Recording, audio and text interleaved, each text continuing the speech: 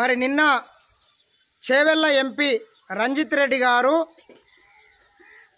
ఎవరైతే TRS party కండువా కప్పుకుంటారో వాళ్ళకు మాత్రమే సంక్షేమ పథకాలు ఇస్తాననేటటువంటి మాటలు మాట్లాడడం మరి ఎంతవరకు సమంజసమో తెలంగాణ సమాజం ఆలోచన చేయాల్సిన అవసరం ఉంది.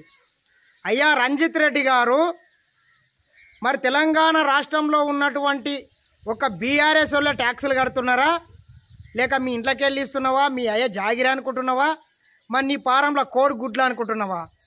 మీ పార్టీ వాళ్ళకి ఇవ్వడానికి ఏవనాప జాగిరి నీ పార్టీ వాళ్ళకే ఇస్తావు.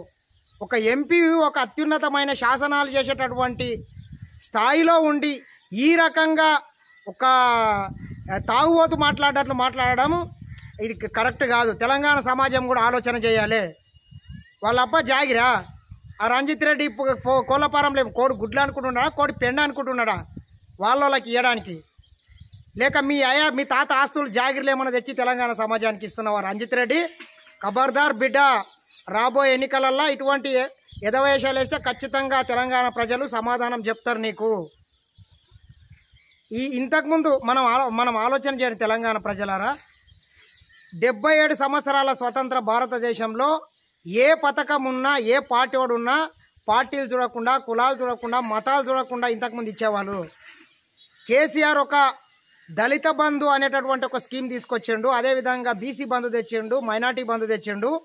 దళిత బంధు పథకంలో 10 లక్షల రూపాయలు తెలంగాణ రాష్ట్రంలో ఒక టీఆర్ఎస్ వాడు కాకుండా బీజేపీ కావచ్చు, కాంగ్రెస్ కావచ్చు, ఇంకా వేరే పార్టీ సిపిఐ, సిపిఎం, బీఎస్పీ ఏదైనా కావచ్చు, మిగతా పార్టీల వాళ్ళకు ఒక్కనికన్నా ఒక యూనిట్ ఇవ్వలేదు ఈ దరిద్రులు.